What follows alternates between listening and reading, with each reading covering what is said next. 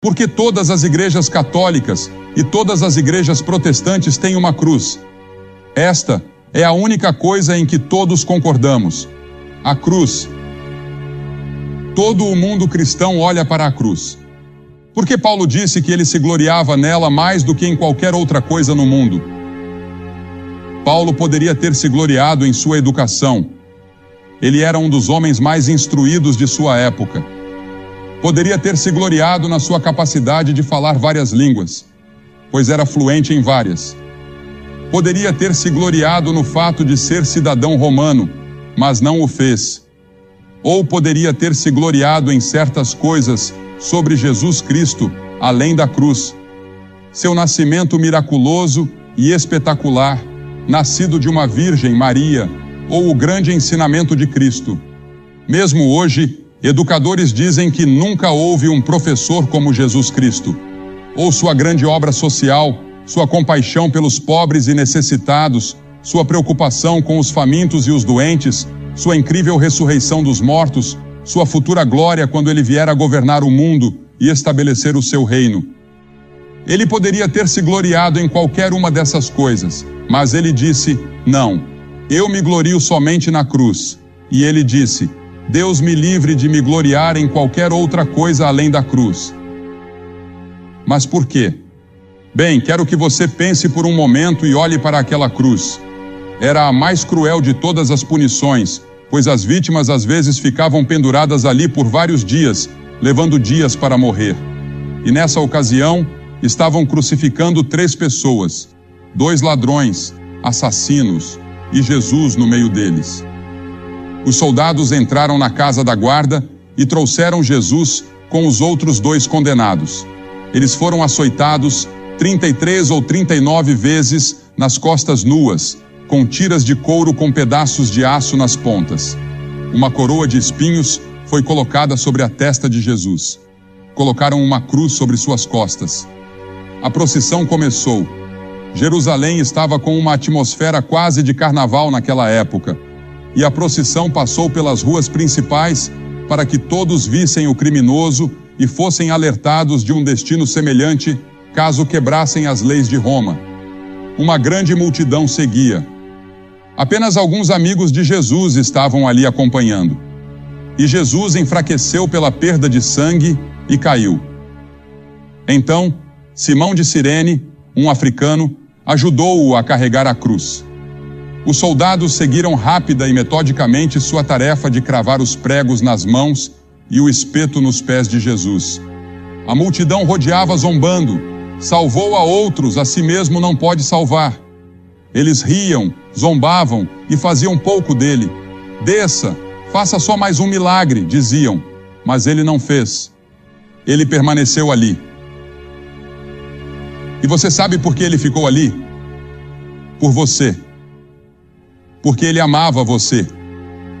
Porque veja, somente em Jesus Cristo podemos encontrar o perdão dos pecados. Ele estava carregando nossos pecados na cruz. As pessoas me perguntam constantemente, ao escreverem para mim: há alguma esperança para mim? Cristo pode me salvar? Prostitutas, alcoólatras, ladrões, assassinos, prisioneiros, pessoas cheias de preconceito racial, pessoas que têm em seus corações o antissemitismo. Há esperança para mim? Pessoas que cometeram muitas coisas más, tanto publicamente quanto em particular. Há esperança para mim? Um bispo de uma igreja em outro país veio até mim certa vez, já faz alguns anos, e me disse que não acreditava que estava salvo. Ele disse: estudei teologia na Inglaterra. Sou bispo há tantos anos. E ele me disse quantos anos. Mas ele disse: tenho tantas dúvidas, tantas incertezas sobre se meus pecados estão perdoados e se estou indo para o céu. E ele me disse: vim até você para pedir que ore por mim e ore comigo. E muito simplesmente, eu falei com ele como se ele fosse uma criança pequena, como se nunca tivesse ouvido o evangelho antes. Lágrimas começaram a correr por seu rosto. Conheço um homem em St. Louis, pastor de uma grande igreja, que foi convertido a Cristo enquanto pregava. Ele nunca havia conhecido Cristo, E de repente, o Espírito de Deus falou com ele. Conheço um homem aqui em Boston, pastor de uma igreja que estava morrendo, que tinha uma educação brilhante em um dos grandes seminários teológicos daqui. E sua pequena filha adoeceu, e ele pensou que ela estava morrendo. Ele disse: Senhor, se tu levantares minha filha, a partir de agora voltarei-me para a Bíblia e pregarei nada além da Bíblia, e aceitarei tua palavra como a palavra de fé. E foi o que aconteceu. Dentro de um ano, sua igreja estava lotada. Hoje, ele é pastor de uma grande igreja na Flórida. Alguns de vocês o conhecem. Paulo se gloriava na cruz, porque ela é o único caminho para a salvação. Nada mais pode salvar. A cruz é o único caminho. A Bíblia diz que existe um caminho. Há outros caminhos para a salvação. Ensinam muitos mestres que parecem corretos, mas que no final levam à morte. Há apenas um caminho, pela cruz.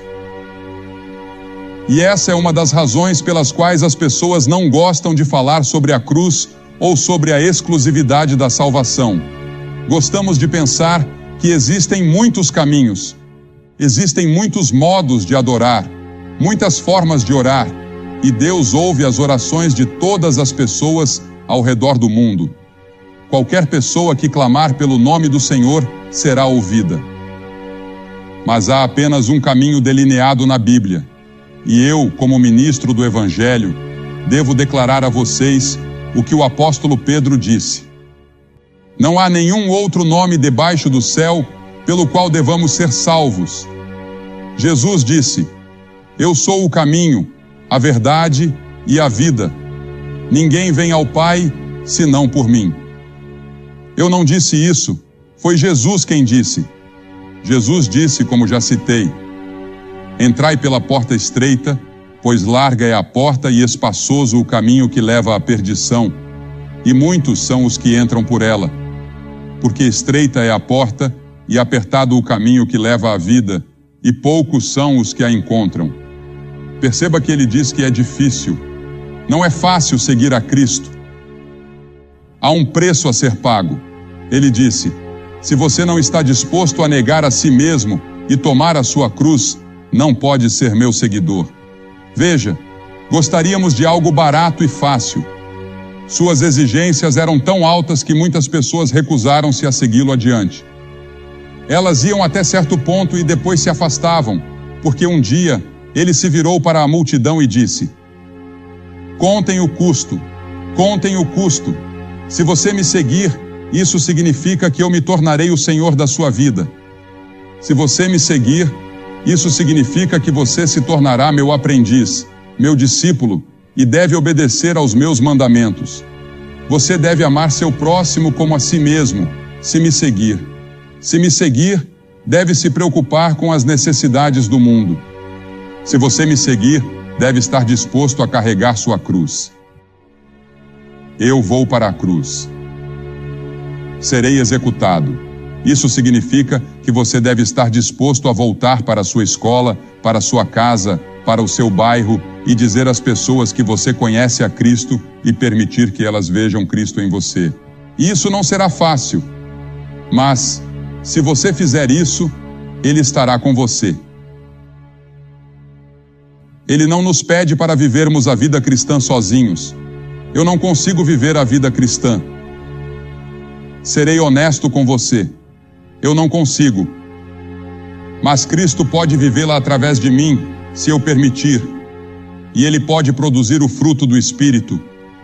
Ele pode me dar um amor, uma alegria e uma paz que nunca encontrarei em nenhum outro lugar deste mundo. Ele pode me dar a certeza da vida eterna. Jesus também nos advertiu de que nem todo aquele que diz Senhor, Senhor, entrará no reino dos céus, mas apenas aquele que faz a vontade de meu Pai, que está nos céus. Muitos dirão a mim naquele dia: Senhor, Senhor, não pregamos em Teu nome, e em Teu nome não expulsamos demônios, e em Teu nome não fizemos muitas obras maravilhosas? E então Ele dirá: nunca vos conheci. Apartai-vos de mim, vós que praticais a iniquidade. Veja, você pode ir à igreja, pode ser uma pessoa boa e talvez nunca realmente conhecer a Cristo. Conheço muitas pessoas que vivem vidas morais e são agnósticas ou até ateias. Chega um ponto, um momento em algum lugar, em que você deve receber Cristo em seu coração. Paulo se gloriava na cruz porque ela expressa a profundidade do pecado, porque mostra o amor de Deus, porque é o único caminho para a salvação. E por fim, porque ele sabia que a cruz trazia uma nova dinâmica para a vida. Uma vez que você esteve na cruz, você nunca mais será o mesmo. Portanto, se alguém está em Cristo, é nova criatura. As coisas velhas passaram, eis que tudo se fez novo, diz a Escritura. Você nunca será o mesmo depois que vier a Cristo. Lembro-me da noite em que vim a Cristo. Eu estava com cerca de 300 ou 400 outras pessoas e fiz meu compromisso com Cristo. E enquanto estava ali, senti-me um tolo. Pensei em me virar e voltar. Uma mulher ao meu lado estava chorando e eu não tinha lágrimas. Não sentia nenhuma emoção, exceto o medo de estar em pé diante de tantas pessoas. Mas fui para casa naquela noite e lembro-me de que era uma noite de luar. Vivíamos em uma fazenda e eu olhei através do campo e da floresta e soube que algo tinha acontecido comigo naquela noite. No dia seguinte, se você tivesse me perguntado o que havia acontecido comigo, eu não saberia explicar. Agora eu sei. Aquele primeiro passo foi tão fraco, e minha fé era tão fraca, e eu tinha tantas dúvidas. Mas, que coisa incrível! A transformação que começou a agir em minha vida ao longo do tempo foi tremenda. E ainda está agindo, ainda está crescendo, e eu ainda estou aprendendo. E fica melhor a cada dia. E em quinto lugar, é uma motivação para o serviço. Uma motivação para o serviço. Você viu a Madre Teresa recebendo aquele prêmio? E então ela ganhou o Prêmio Nobel da Paz. Martin Luther King recebeu o Prêmio Nobel da Paz. E ao perguntarem a ele sobre isso, ele disse que era fruto da pregação evangélica de seu pai. Eu conhecia seu pai e conheci Martin Luther King, é claro. E seu pai sempre pregou o evangelho e acreditava na cruz, assim como Martin Luther King Jr. Você conhece a Cristo? A cruz é uma motivação para o serviço. O que motiva você? A sair e ajudar os famintos, os pobres e os oprimidos? Meu filho passa boa parte do seu tempo no terceiro mundo, ajudando os pobres e os necessitados, indo a pequenos dispensários e hospitais, enviando médicos para ajudar essas pessoas. Ele estava em um desses barcos no Mar da China, ajudando a resgatar refugiados há alguns anos. O que o motiva? Por que ele vai para algum lugar na África, ou para a Nova Guiné, ou percorre a Índia ou Bangladesh, ou alguns desses lugares para tentar ajudar? Porque ele ama a Cristo. É Cristo que o motiva. O que motiva você? Ou você sequer tem alguma motivação para ajudar os outros? Paulo se gloriava na cruz porque sabia que ela garantia uma vida futura. A cruz foi seguida pela ressurreição, pois Deus estava em Cristo reconciliando o mundo consigo mesmo. E a Escritura nos diz, em um grandioso hino no livro de Apocalipse, capítulo 5, e cantaram um novo cântico dizendo: Tu és digno de tomar o livro e de abrir seus selos, porque foste morto e com teu sangue compraste para Deus pessoas de toda tribo, língua, povo e nação, e para nosso Deus fizeste reis e sacerdotes, e reinaremos sobre a terra. Que futuro glorioso temos por causa da cruz. Alguns de vocês estão assistindo pela televisão. Pegue o telefone, ligue para o número que está aí agora, fale com a pessoa e conte sua necessidade. Compartilhe com ela e ela falará com você.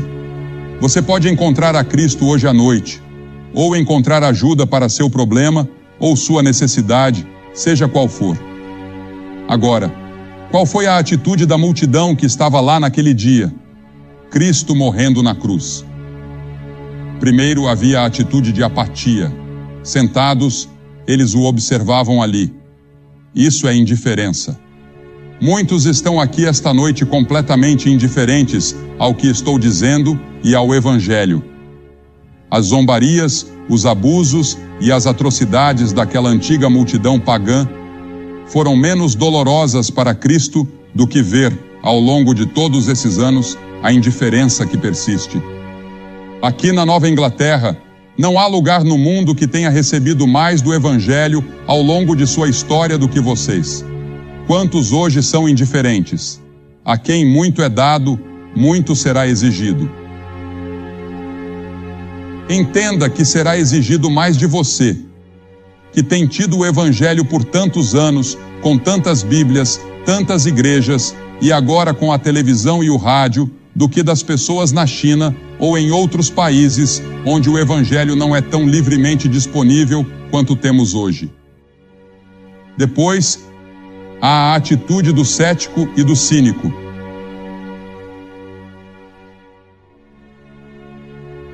E os que passavam blasfemavam dele, meneando a cabeça e dizendo: Ah, tu que destróis o templo e em 3 dias o reedificas, salva-te a ti mesmo e desce da cruz. Há céticos aqui esta noite, eu sei disso. Muitos céticos já vieram às reuniões e tiveram suas vidas transformadas. Lembro-me de um grande cientista da Universidade de Minnesota que veio, cético. Mas 3 dias após aquele serviço, encontrou Cristo e se tornou um maravilhoso professor da Bíblia na própria universidade.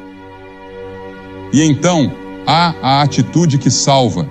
Estavam junto à cruz de Jesus Maria, sua mãe, Maria, a irmã de sua mãe, e Maria Madalena. E havia a atitude do centurião que declarou: verdadeiramente, este é o Filho do Deus vivo. Minha esposa nasceu e foi criada na China. Em chinês, a palavra venha é escrita com 3 caracteres, cada um representando uma cruz com uma pessoa nela. Estamos traduzindo hoje à noite para o chinês, tanto o mandarim quanto o cantonês. A cruz, em todas as línguas, significa: venha para a cruz, encontre a salvação. Venha para a cruz e encontre a paz. Venha para a cruz e encontre o perdão. Venha é o convite de toda a Bíblia. Vinde a mim todos os que estão cansados e sobrecarregados, e eu lhes darei descanso. Venha para a cruz. Estou pedindo a você esta noite para vir à cruz. Você pode perguntar: o que eu preciso fazer? 3 coisas. Cristo pagou o preço na cruz. Ele ressuscitou dos mortos. Esse é o coração do que chamamos de boas novas, o Evangelho. As boas novas são que Deus ama você. Ele deu seu Filho para morrer por você. Ele perdoará seus pecados e lhe dará a vida eterna esta noite. Você não precisa esperar até amanhã. Esta noite. Isso é o Evangelho, mas você precisa recebê-lo. Como você o recebe? Primeiro, arrependendo-se do pecado. Isso significa virar, mudar seu pensamento, mudar sua mente, mudar sua atitude e seu modo de viver. Deixe que Cristo assuma o controle de sua vida. Isso é arrependimento, dizer a Deus: pequei e estou arrependido. Perdoa-me. Isso é arrependimento. Mas então, você deve recebê-lo pela fé. E essa palavra fé pode ser um obstáculo para você. A fé significa que você se entrega totalmente a Cristo. Assim como estou em pé neste palco, com meu corpo comprometido com este palco, você deve se comprometer totalmente com Cristo. Toda a sua esperança está nele, e somente nele. Ele se torna aquele em quem você confia totalmente e completamente para a sua salvação. Certa vez, um pastor estava pregando sobre o ladrão na cruz, e um homem da congregação gritou: "E quanto ao ladrão na cruz?" E o pastor rapidamente respondeu: "Qual ladrão? Pois veja, um morreu perdido, e o outro morreu salvo. E essa é a única história de arrependimento de última hora em toda a Bíblia. Então, é melhor você não esperar. A Bíblia diz: hoje é o dia da salvação, agora é o tempo aceitável. Em nenhuma parte da Bíblia há a promessa de um amanhã. E Jesus disse que você deve fazer isso publicamente. Ele disse: se você não estiver disposto a me reconhecer publicamente diante dos homens, eu não o reconhecerei diante de meu Pai que está nos céus. É por isso que peço às pessoas para virem à frente publicamente. Veja, vir à frente não salva você, mas é um símbolo de uma decisão interior que você está tomando em seu coração. Você está vindo e ficando de pé com Cristo na cruz, dizendo: ao vir, eu me arrependo do pecado, eu quero uma mudança, eu quero seu perdão, eu quero uma nova vida. Agora vou pedir que você se levante de onde está sentado e faça o que vimos milhares de pessoas fazerem por toda a Nova Inglaterra. Vou pedir que venha e fique em frente a esta plataforma e diga ao vir: quero o perdão dos pecados, quero sair deste estádio com a certeza de que Cristo me perdoou e de que estou indo para o céu. Se você tem dúvidas, não saia deste estádio sem resolvê-las, pois talvez nunca mais tenha um momento em que seu coração esteja tão próximo do reino de Deus. Você não está aqui por acaso. Eu acredito que está aqui pela providência de Deus. Levante-se e venha agora. Estamos esperando por você. 100 de vocês, rapidamente. Vou pedir que ninguém deixe o estádio. Este é um momento muito sagrado e santo, e que todos estejam em uma atitude de oração. Levante-se e venha fazer esse compromisso.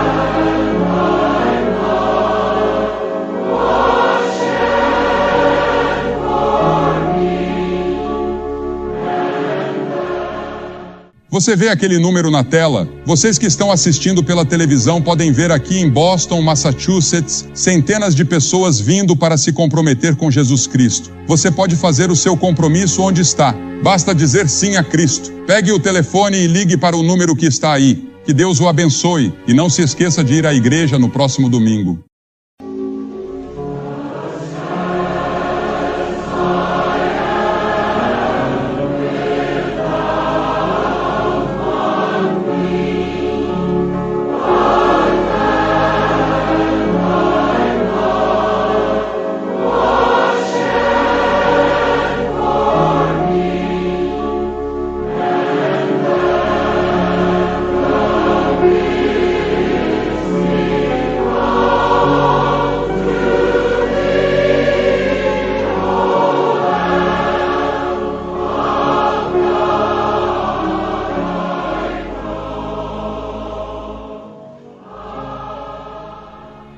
Essas cores não foram escolhidas ao acaso. Cada uma tinha um significado profundo que refletia a santidade e a presença divina. Por outro lado, também encontramos advertências sobre elementos visuais que atraem infortúnios e maldições. Em Deuteronômio 7:26 nos é claramente ordenado: não introduzirás coisa abominável em tua casa, para que não sejas amaldiçoado. Tu a odiarás e a terás em horror, pois é amaldiçoada. Esse aviso não se limitava apenas a objetos ou imagens idólatras, mas também a elementos portadores de um simbolismo espiritual contrário à vontade de Deus. E é aí que as cores se tornam relevantes. Em várias culturas pagãs que cercavam o povo de Israel, Certas cores eram usadas em rituais sômbrios, invocações demoníacas e práticas ocultas. Quando essas cores predominavam em um lugar, elas eram associadas à presença de forças que não tinham nada a ver com a paz que Deus deseja para seus filhos. Reflitamos por um instante sobre a história do rei Acabe e da rainha Jezabel. Jezabel não apenas introduziu o culto a Baal em Israel, mas também promoveu uma infinidade de práticas espiritualmente corruptas que influenciaram todo o reino. Segundo relatos históricos, Jezabel decorava seus palácios e templos com elementos visuais impressionantes, usando cores intensas que simbolizavam poder, controle e manipulação espiritual. Seu reinado foi marcado por caos, violência e tragédia, e isso não foi coincidência. O ambiente que ela criou foi projetado para exaltar forças opostas a Deus, e o resultado foi a ruína espiritual de Israel, naquela época. Mas qual é a relação disso com a cor que você escolhe para pintar sua casa? É importante entender que as cores influenciam não apenas o plano visual, mas também podem modificar a atmosfera emocional e espiritual de um lugar. A Bíblia nos mostra que Deus é um Deus de ordem e propósito, e que cada detalhe tem uma razão de ser. Quando certas cores, que historicamente foram usadas para práticas espirituais negativas, são introduzidas em nossas casas, elas podem abrir a porta para influências que trazem discórdia, doença e miséria. Uma das cores que gerou mais controvérsias em várias interpretações bíblicas é o vermelho escuro, frequentemente associado à violência, ao derramamento de sangue e ao espírito de rebelião. Em Isaías 1,18, Deus diz: "Se vossos pecados são como o escarlate, eles se tornarão brancos como a neve. Se são vermelhos como a púrpura, se tornarão como a lã." Aqui, o vermelho carmesim simboliza a mancha do pecado, algo que deve ser transformado pelo poder de Deus. Embora essa cor possa ter um significado positivo em contextos como o sacrifício de Cristo, quando predomina intensamente em um ambiente, especialmente em casa, ela pode refletir uma atmosfera carregada de agitação e conflitos. Não é coincidência que em muitos relatos bíblicos o vermelho esteja ligado à ira e à destruição. Outra cor que foi associada a influências negativas é o preto absoluto, que na Bíblia representa escuridão, luto e desespero. Em Lamentações 5:10, o sofrimento do povo de Israel é descrito nestes termos: "Nossa pele tornou-se negra." Quando excessiva em um lar, ela pode criar um ambiente opressivo e sufocante, onde a paz é ausente. Embora o preto possa ser elegante e sofisticado em alguns elementos decorativos, seu uso intensivo em casa pode contribuir para criar um ambiente emocionalmente pesado e espiritualmente perturbador. Mas além do vermelho intenso ou do preto, existem combinações de cores que, quando usadas de maneira excessiva ou em contextos inadequados, podem gerar energias que nada têm a ver com a bênção divina. O roxo escuro, por exemplo, que na era bíblica era um símbolo de realeza e poder, também foi adotado por culturas pagãs para representar misticismo e manipulação espiritual. Em Apocalipse 17:4, a grande prostituta é descrita como vestida de púrpura e escarlate, adornada com ouro e pedras preciosas, um símbolo claro de corrupção e falsa autoridade. Essas cores, quando dominam o ambiente, podem alterar a atmosfera da casa, gerando agitação, ansiedade e até conflitos familiares que parecem não ter explicação lógica.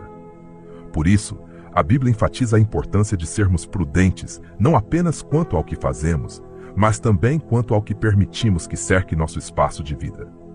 Deus deseja que nossos lares sejam lugares de paz, amor e comunhão com Ele. Em 2 Crônicas 7:15-16, o Senhor promete: "Agora meus olhos estarão abertos e meus ouvidos atentos à oração dirigida a este lugar, pois agora escolhi e consagrei esta casa para que meu nome nela resida para sempre." Essa promessa revela que, quando consagramos nossa casa a Deus e vigiamos cada aspecto dela, convidamos sua presença a habitar ali. Por essa razão, é essencial que prestemos atenção às cores que escolhemos para nossa casa. Se você já sentiu que sua casa se tornou um lugar de tensão constante, onde as brigas se multiplicam, os problemas financeiros nunca cessam, ou a doença parece nunca ir embora, é hora de avaliar quais elementos visuais podem estar contribuindo para essa atmosfera. Talvez a cor de suas paredes, móveis ou decorações esteja abrindo uma porta espiritual que precisa ser fechada. Mas a boa notícia é que Deus sempre nos oferece uma saída. Tiago 4:7 nos diz: submetam-se, pois, a Deus, resistam ao diabo e ele fugirá de vocês. Isso significa que, quando tomamos decisões conscientes para alinhar nossa casa com os princípios divinos, exercemos uma autoridade espiritual para expulsar todas as influências que operaram em segredo. A cor da sua casa não é um detalhe menor. Cada escolha que fazemos em nosso ambiente tem o potencial de convidar a paz de Deus ou permitir que forças espirituais negativas perturbem nosso lar. Se você quer que sua casa seja um refúgio de amor, esperança e bênção, comece examinando qual cor predomina em seu espaço e que mensagem espiritual ela pode estar enviando. Deus quer que você viva em paz, e cada decisão que você toma em seu lar pode ser um passo a mais para o cumprimento dessa promessa. A Bíblia revela que o inimigo sempre buscou se infiltrar na vida das pessoas, usando símbolos, práticas e elementos que, à primeira vista, podem parecer inofensivos, mas que, na realidade, carregam um profundo significado espiritual. Um desses elementos é a cor. Ao longo das Escrituras, vemos como Deus pediu a seu povo que se mantivesse distante de tudo o que estivesse relacionado a práticas pagãs, idolatria e rituais sômbrios, pois isso não apenas afastava a presença de Deus, mas também abria as portas para a opressão espiritual e as maldições. No livro de Ezequiel, encontramos um relato chocante que revela como certas práticas e símbolos se infiltraram no templo de Deus, provocando a saída de sua glória daquele lugar. Ezequiel 8:10-11 descreve uma visão na qual o profeta vê que as paredes do templo estavam cobertas de imagens abomináveis, representando práticas idólatras, répteis, bestas abomináveis e todos os ídolos da casa de Israel pintados na parede ao redor. E diante deles estavam 70 homens dos anciãos da casa de Israel, cada um com seu incensário na mão, e uma espessa nuvem de incenso subia. Essa história revela que, mesmo dentro do templo de Deus, o inimigo conseguiu introduzir símbolos que representavam idolatria, atraindo trevas espirituais e provocando a retirada da presença divina daquele lugar. Esse princípio espiritual também se aplica ao nosso ambiente cotidiano. A casa, como espaço onde se desenrola nossa vida familiar, deve ser um lugar consagrado a Deus. No entanto, quando elementos associados a práticas espiritualmente perigosas são introduzidos no lar, seja na forma de imagens, objetos ou até mesmo cores, isso abre a porta para a instalação dessas influências negativas. No mundo antigo, certas cores eram amplamente usadas em rituais pagãos e cerimônias idólatras, cujos significados espirituais ainda ressoam hoje. O roxo, por exemplo, que na era bíblica era um símbolo de realeza e autoridade divina, também foi adotado por culturas pagãs para representar poder místico e manipulação espiritual. Em Apocalipse 17:4, a grande prostituta, figura que simboliza a corrupção espiritual, é descrita como vestida de púrpura e escarlate, adornada com ouro, pedras preciosas e pérolas. Essa imagem revela não apenas a natureza pecaminosa dessa figura, mas também mostra como o inimigo se apropria de elementos que originalmente tinham um significado positivo para distorcê-los e usá-los como símbolos de rebelião e engano. O roxo era amplamente utilizado pelos povos babilônicos em seus templos e locais de culto dedicados a falsos deuses. Em Babilônia, essa cor estava associada à manipulação espiritual e ao uso de magia para subjugar as pessoas sob influências malignas.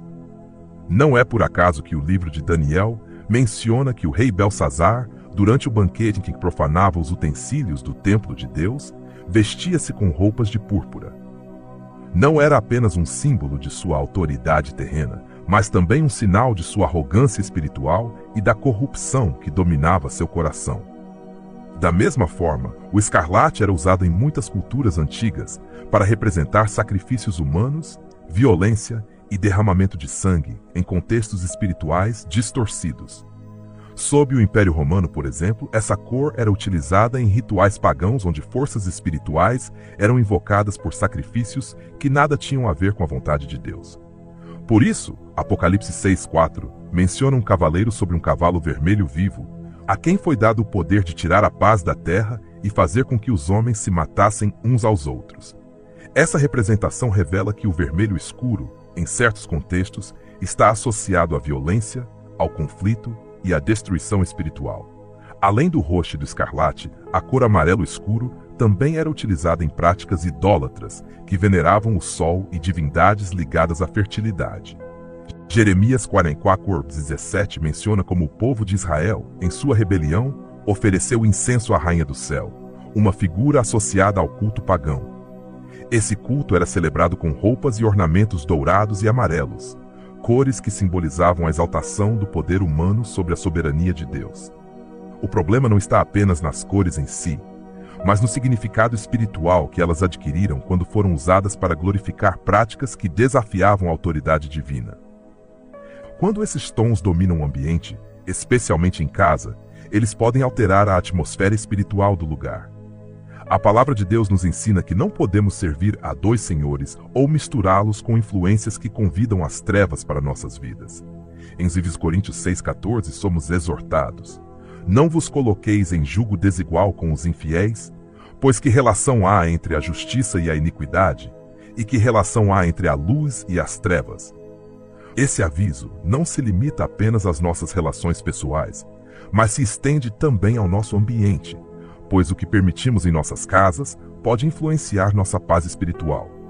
Quando certas cores, especialmente aquelas usadas em rituais e práticas pagãs, dominam o ambiente doméstico, elas podem criar uma atmosfera que favorece ansiedade, discórdia e desânimo. Isso não significa que pintar uma parede de roxo escuro, vermelho ou amarelo seja automaticamente prejudicial, mas sim que o uso predominante e invasivo dessas nuances pode contribuir para que o lar perca a harmonia espiritual que Deus deseja para seus filhos. Por outro lado, a Bíblia revela que Deus projetou nosso ambiente para refletir pureza, paz e equilíbrio. No tabernáculo, por exemplo, além do roxo e do carmesim, a cor azul era usada para representar o céu, a glória de Deus e a conexão direta com o divino. Em Números 15, 30, 38 e 39, Deus ordenou aos filhos de Israel que colocassem um cordão azul nas franjas de suas vestes, para que, ao vê-lo, se lembrassem de todos os mandamentos do Eterno e os praticassem.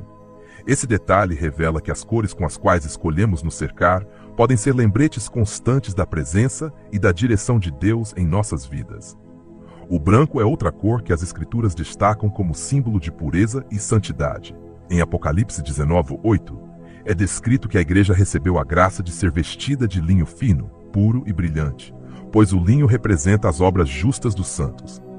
Essa passagem revela que a cor branca não é apenas estética, mas também comunica uma poderosa verdade espiritual: a necessidade de viver em integridade, justiça e consagração.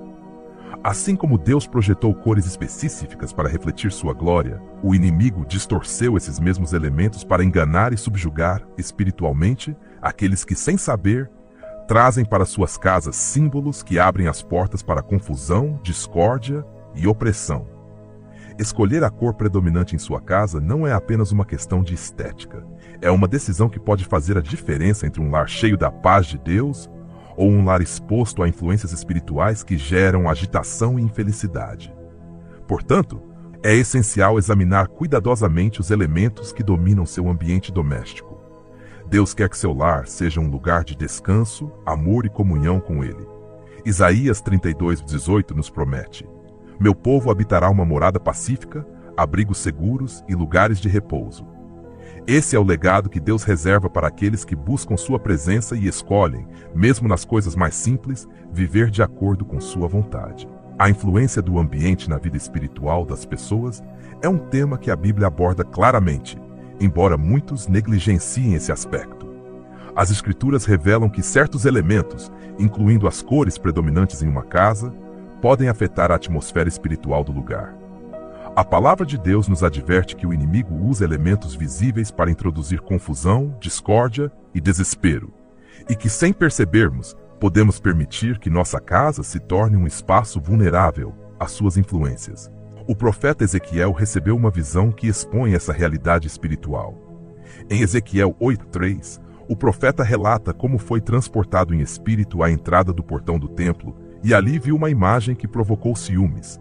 Essa imagem, colocada em um lugar sagrado, representava não apenas idolatria, mas também alterava a atmosfera espiritual do templo, provocando a saída da presença de Deus.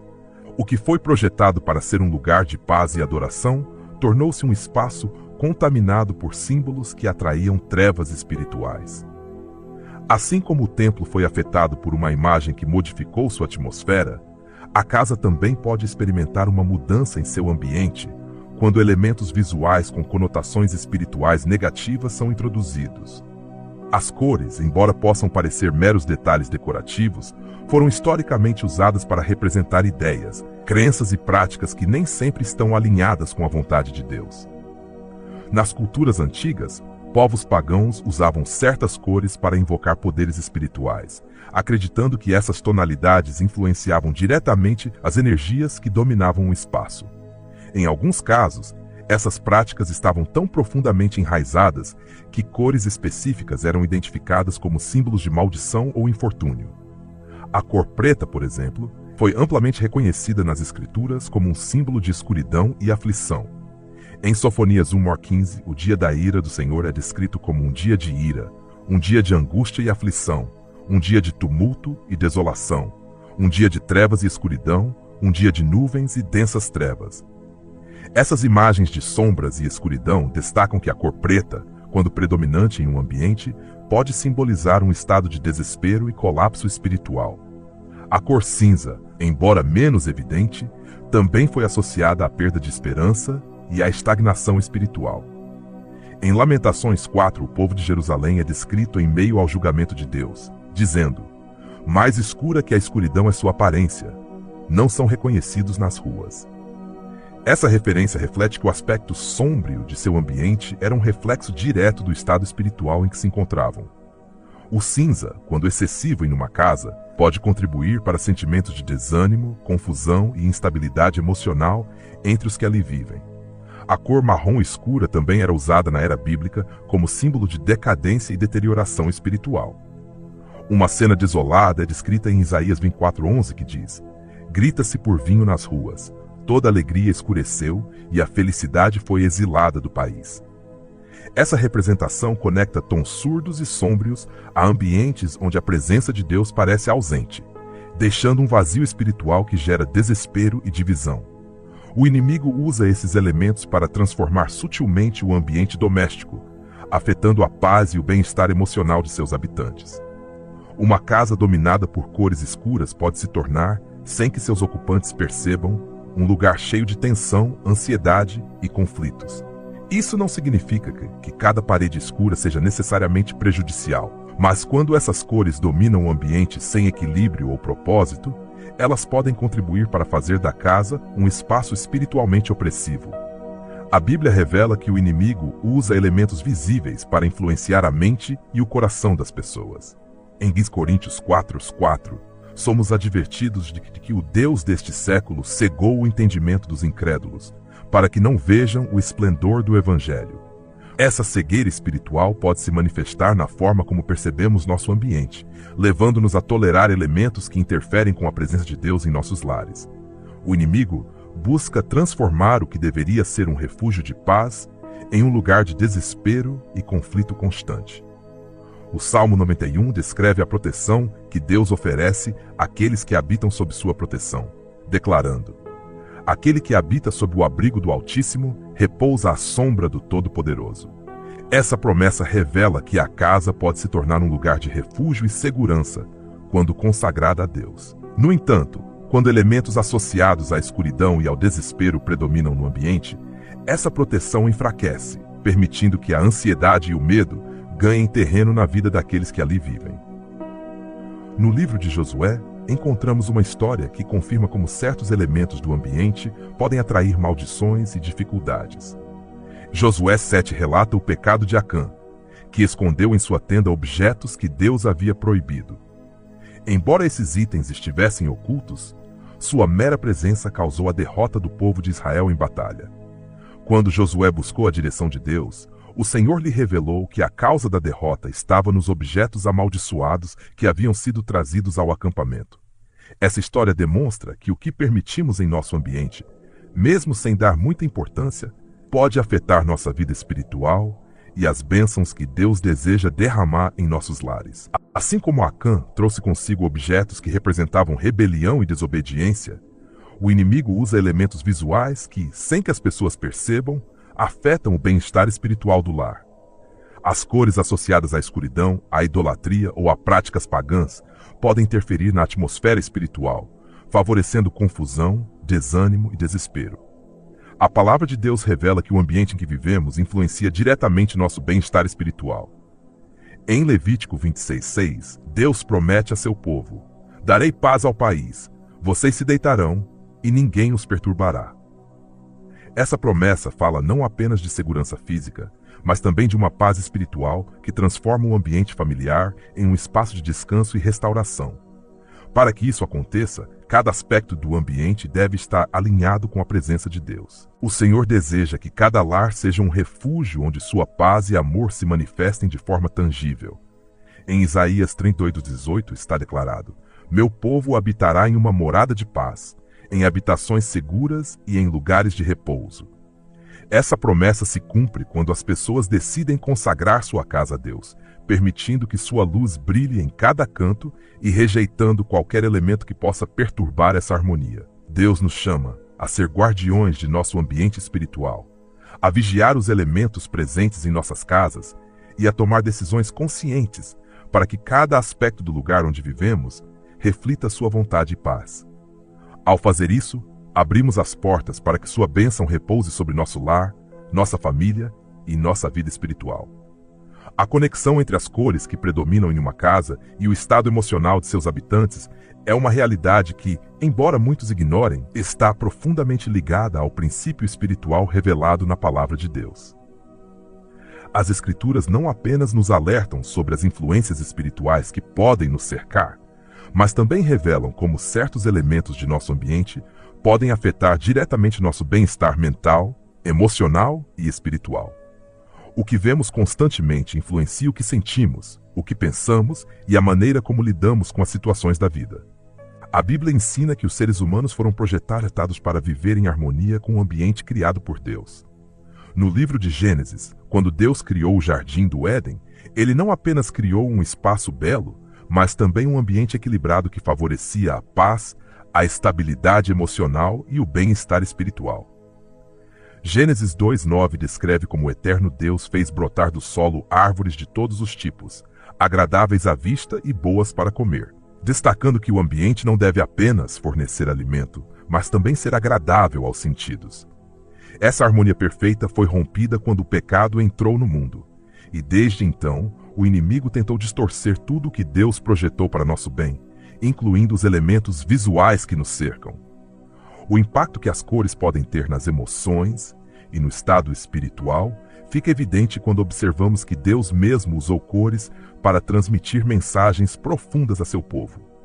Em Êxodo 28, 33-34, o Senhor ordenou que as vestes do sumo sacerdote fossem decoradas com romãs azuis, púrpuras e carmesins, alternadas com campainhas de ouro.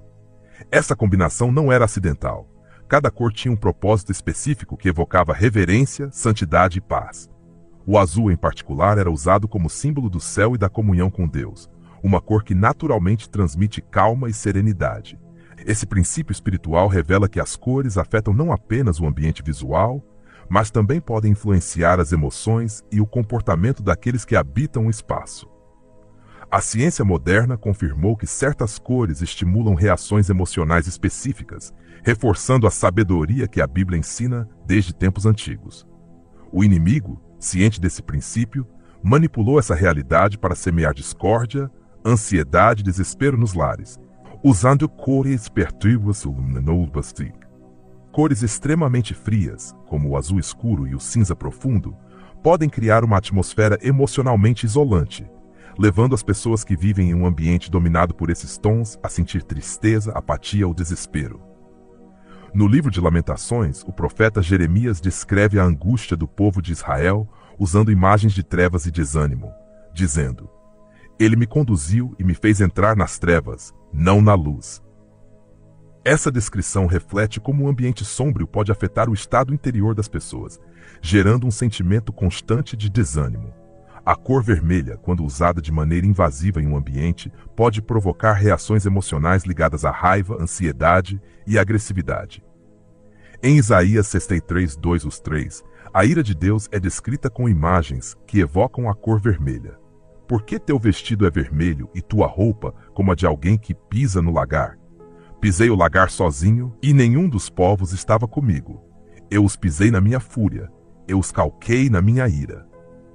Essa representação visual associa o vermelho intenso a um sentimento de violência e agitação, uma realidade retida na maneira como essa cor pode impactar o estado emocional daqueles que estão constantemente expostos a ela. O amarelo vivo, embora possa parecer uma cor vibrante e positiva, também pode perturbar o equilíbrio emocional quando usado predominantemente em um ambiente. Na era bíblica, essa tonalidade era utilizada em práticas pagãs ligadas à exaltação do poder humano. E hoje foi demonstrado que um excesso de amarelo pode gerar ansiedade, agitação e até impaciência. Em Ezequiel 8:3, o profeta descreve uma visão na qual viu uma imagem de ciúmes, uma representação idólatra que fez a glória de Deus se afastar do templo. Embora o texto não especifique a cor dessa imagem, sabe-se que nas culturas pagãs do Antigo Oriente Próximo, tons dourados e amarelos vivos eram usados para representar poder, controle e manipulação espiritual. O inimigo usa essas cores como ferramentas para perturbar o equilíbrio emocional no lar, transformando o que deveria ser um espaço de paz e repouso em um ambiente cheio de tensão, agitação e discórdia. Uma casa dominada por cores que perturbam a calma pode favorecer conflitos familiares, brigas frequentes e um clima de desconforto constante que impede as pessoas de sentir a paz que Deus deseja para suas vidas. O projeto original de Deus para o ambiente humano é baseado em harmonia e equilíbrio. Isaías 26:3 promete: Tu guardarás em perfeita paz aquele cujo espírito é firme, porque confia em ti. Essa paz que vem de Deus é fortalecida quando o ambiente que nos cerca está alinhado com os princípios de calma, ordem e serenidade que o Senhor projetou para a sua criação. O inimigo tenta distorcer essa paz ao alterar o ambiente por meio de cores que, em vez de transmitir equilíbrio, provocam agitação e ansiedade. Quando a casa se torna um espaço marcado por tons que alteram o estado emocional, criam-se condições que podem influenciar a maneira como as pessoas interagem umas com as outras, facilitando brigas, mal-entendidos e afastamento. Isso cria um ambiente que, longe de refletir a paz de Deus, torna-se um terreno fértil para o desânimo e a opressão espiritual. Deus, em sua sabedoria, nos convida a construir casas que reflitam sua presença, não apenas por nossas ações, mas também por decisões conscientes sobre o ambiente que nos cerca. Provérbios 24:3-4 nos ensina: é pela sabedoria que uma casa é edificada, e pela reflexão que ela se firma, e pelo conhecimento suas câmaras se enchem de todo bem precioso e agradável. Esse ensino revela que cada decisão que tomamos em nossas casas, mesmo os aspectos visuais como as cores que escolhemos, influencia a atmosfera espiritual que reina no lugar. As cores que favorecem a paz, o repouso e a estabilidade emocional são aquelas que refletem a pureza, a calma e a ordem que Deus deseja para seus filhos. O branco, símbolo de limpeza e santidade, é uma cor que convida à reflexão, à calma e à renovação espiritual. Em Apocalipse 7:14, os redimidos são como vestidos de vestes brancas, lavadas no sangue do Cordeiro, símbolo de pureza e vitória espiritual. Essa cor, quando predominante em um ambiente, contribui para gerar uma atmosfera de calma, clareza e bem-estar. O azul suave, associado nas Escrituras ao céu e à fidelidade de Deus, é outra cor que favorece a paz interior e a estabilidade emocional. Êxodo 24:10 descreve como sob os pés de Moisés havia um pavimento de safira, como o céu puro, revelando que o azul claro é um símbolo da presença divina que inspira calma e segurança. O verde suave, que evoca vida, crescimento e restauração, também é uma cor que reforça a harmonia emocional na casa. No Salmo 23:2, nos é dito como o bom pastor me faz repousar em pastos verdejantes, mostrando que os tons de verde estão associados ao repouso e à renovação espiritual que só Deus pode oferecer.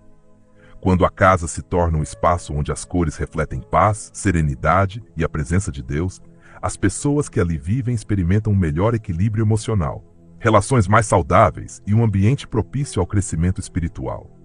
Deus quer que cada lar seja um refúgio de amor, calma e bem-estar. E ao fazermos escolhas conscientes sobre os elementos visuais que dominam nosso ambiente, contribuímos para estabelecer sua paz em nossos lares. A palavra de Deus revela que a casa deve ser um lugar de paz, bênção e proteção. Desde o início, Deus mostrou seu desejo de que as famílias vivam em um ambiente onde sua presença fosse evidente. Um espaço onde cada elemento refletisse a harmonia e a ordem que ele estabeleceu. No entanto, assim como Deus projetou princípios para encher o lar de sua paz, ele também advertiu contra práticas que podem perturbar essa harmonia, afastar a presença divina e convidar influências espirituais nefastas. A Bíblia ensina que certos elementos, quando introduzidos no lar, podem criar ambientes que dificultam o fluxo da paz que Deus deseja. Em Provérbios 3:33, somos advertidos: a maldição do Eterno está sobre a casa do ímpio, mas ele abençoa a morada dos justos.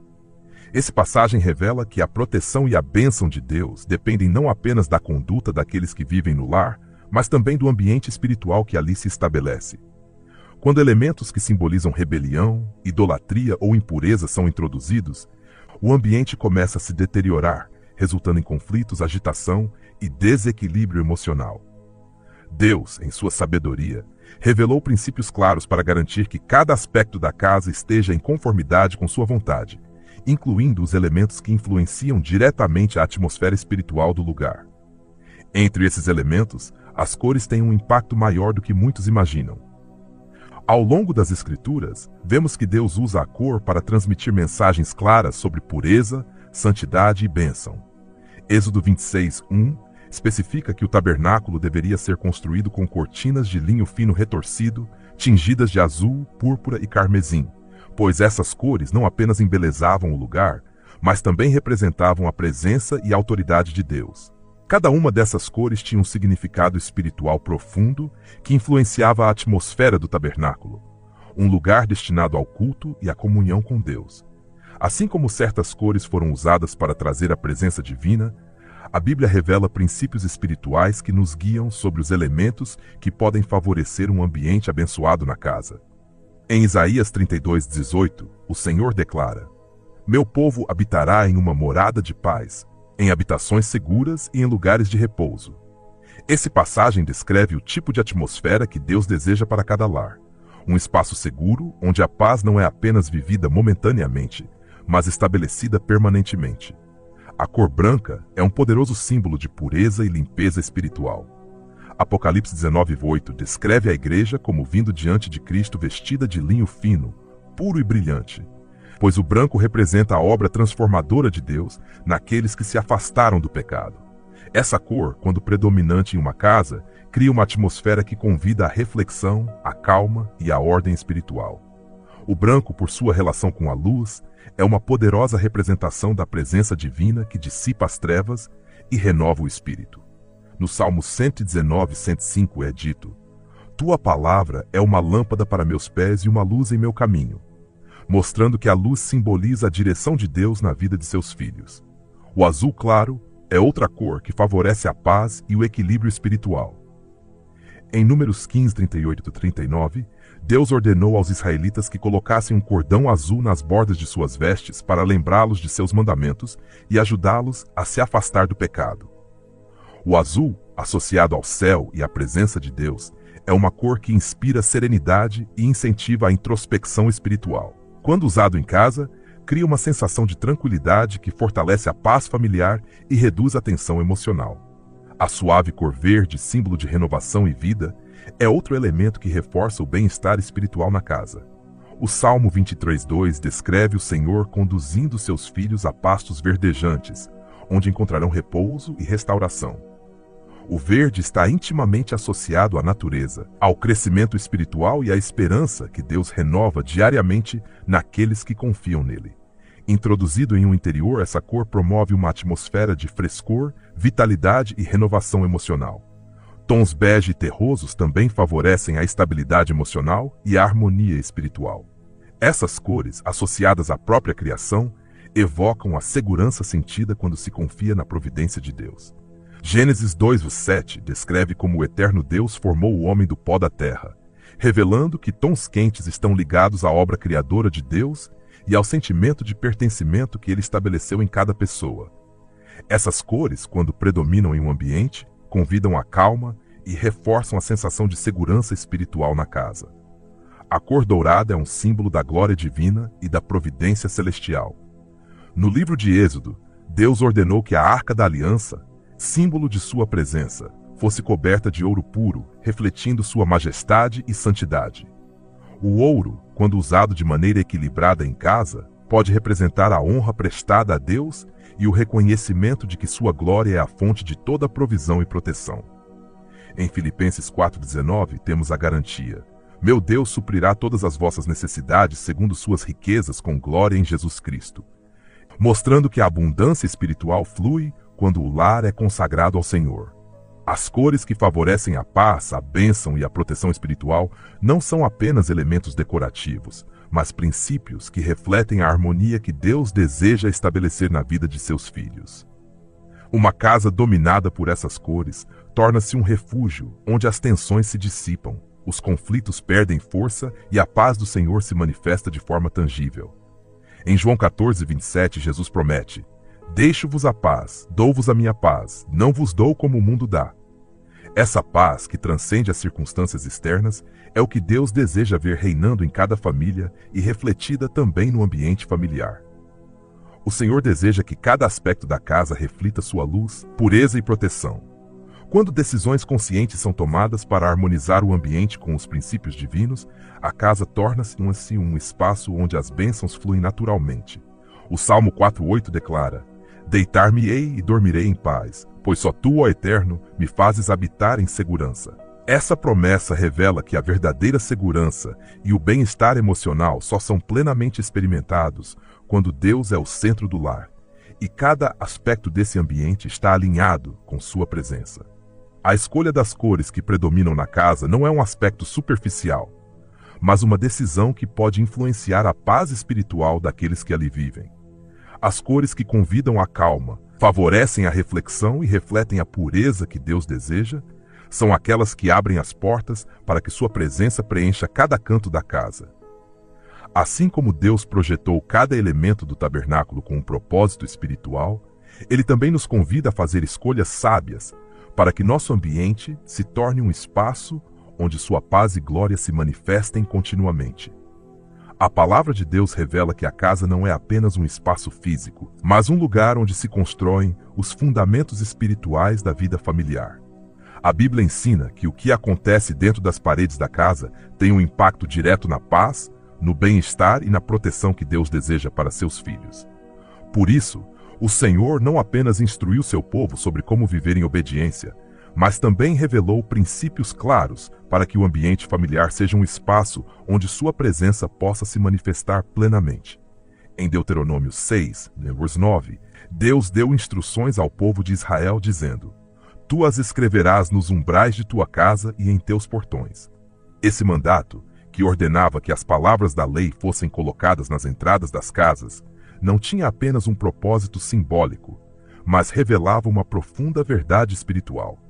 O ambiente em que vivemos influencia diretamente a relação que estabelecemos com Deus. Ao se cercarem de elementos que lembravam os mandamentos do Senhor, os israelitas reforçavam uma atmosfera espiritual que protegia o lar e guiava seus habitantes no caminho da obediência. Esse princípio permanece atual hoje.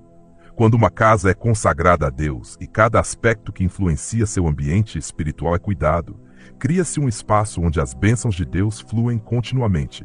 A escolha das cores que predominam na casa faz parte dessa consagração. Além da estética, as cores podem influenciar a paz espiritual sentida em um lugar. Isaías 60:18 declara: não se ouvirá mais falar de violência em teu país, nem de devastação em tuas fronteiras, mas chamarás teus muros de salvação e teus portões de louvor.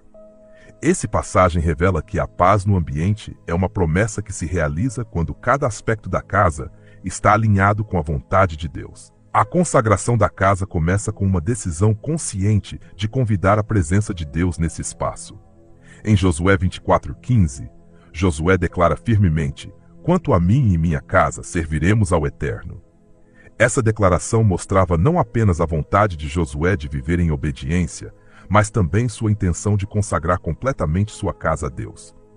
Essa mesma determinação é necessária para que o lar se torne um refúgio espiritual onde a paz, a segurança e a bênção sejam evidentes. O profeta Eliseu demonstrou um dia como um ambiente pode ser transformado espiritualmente quando se age segundo a vontade de Deus.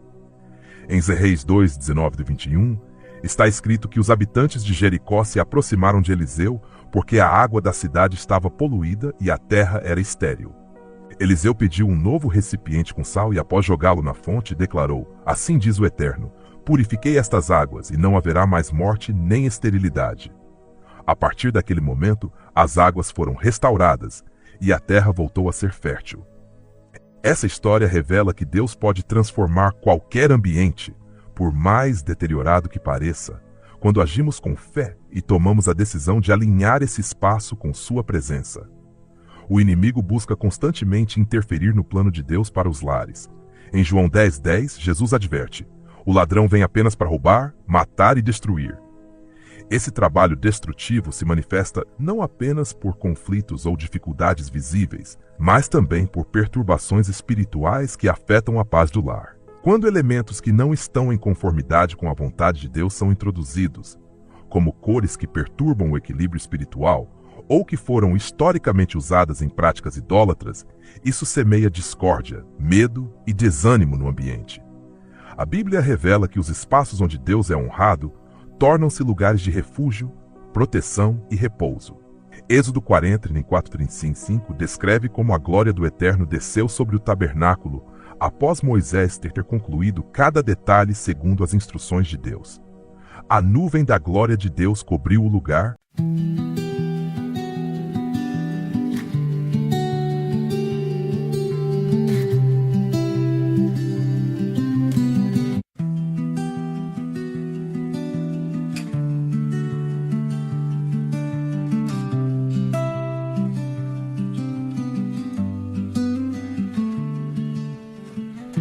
I walk the paths where no one goes, through fading light and whispering crows. No map in hand, no end in sight, just endless dusk and fading light.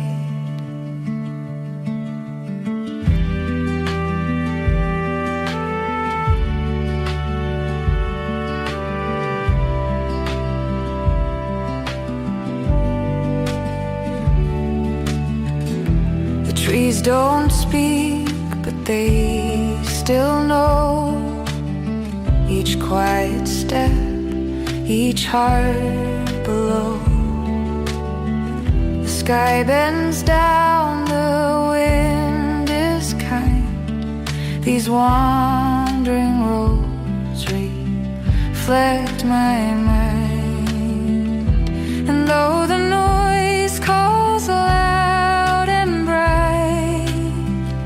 I choose the peace of silent night. I keep on walking, wandering still, past every echo, over every hill.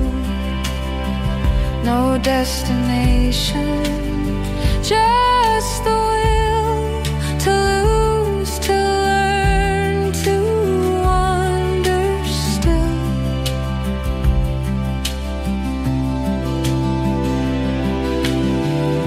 I've seen the world through crowded days, but never heard what silence says. Now every stone beneath my feet tells stories no one else repeats. The further out, the more I feel that quiet's where I start to heal. I keep on walking, wandering still, past every echo, over every hill.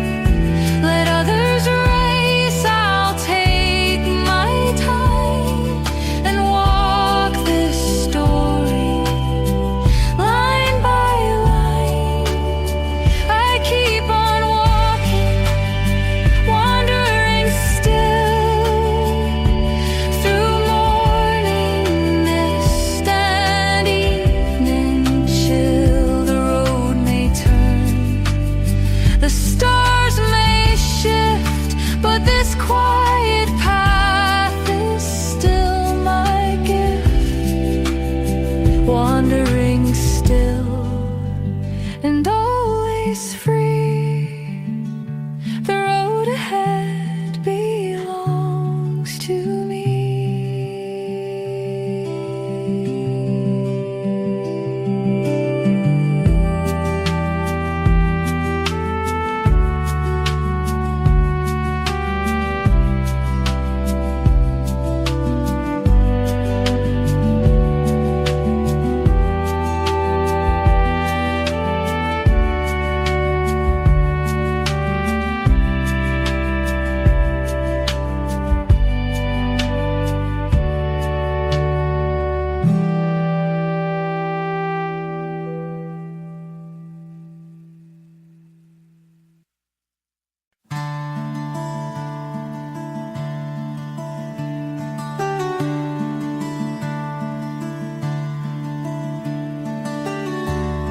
The hollow clock keeps ticking loud in empty rooms beneath the clouds.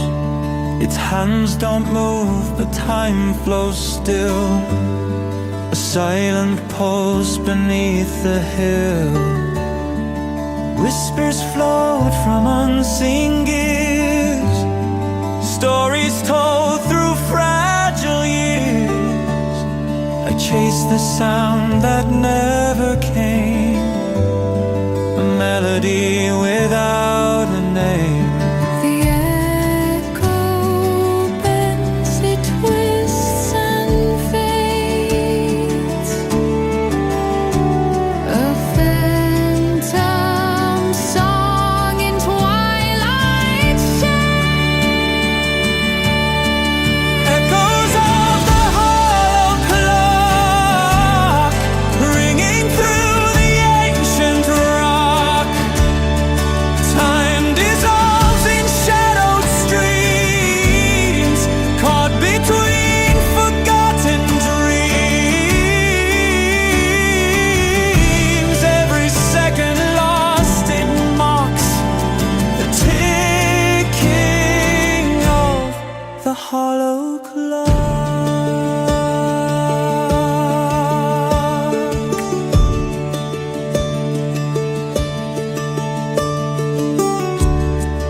Leaves fall slow on worn-out floors, dusty light through broken doors. I listen close for what's not there, a voice that's vanished in the air. The past and future intertwine like tangled roots beneath the vine, and in the silence I can hear the beating heart of vanished years. The echo bends, it twists and fades. A phantom song in twilight shades. Echoes of the hollow clock ringing through the ancient rock. Time dissolves in shadowed streams, caught between forgotten dreams. Every second lost, it mocks the ticking of the hollow clock.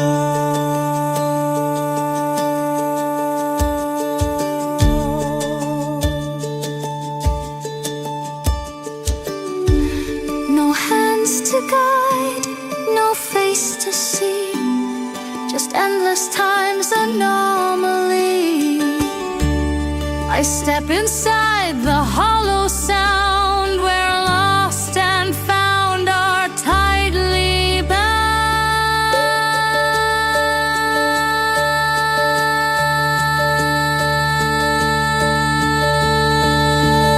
Echoes of the hollow clock, still they call me from the block.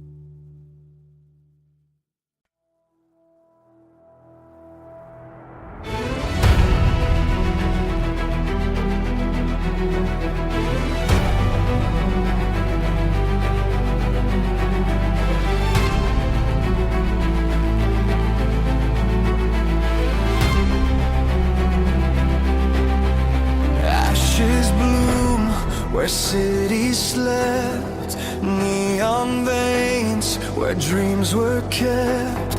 We built the stars, forgot the sky. Now we live but don't know why.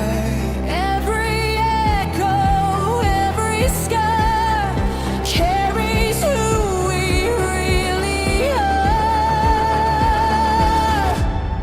We are the ghosts of tomorrow, breathing through the wires of sorrow.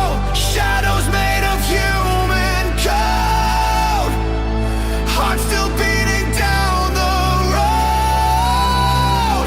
We're the last to feel the fire. Ghosts of tomorrow, born from desire.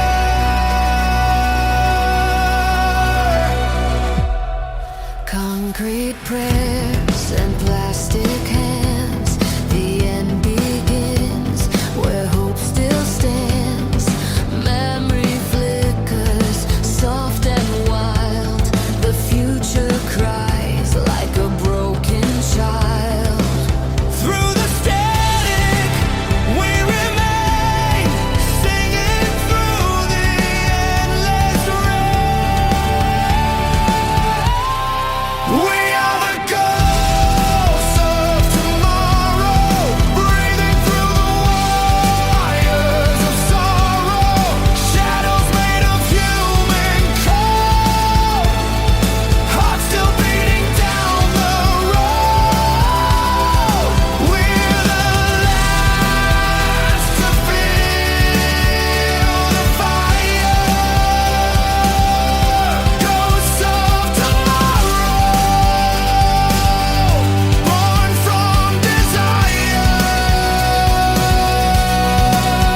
In the silence we ignite, turning darkness into light. Every loss a spark we borrow, every tear a new tomorrow.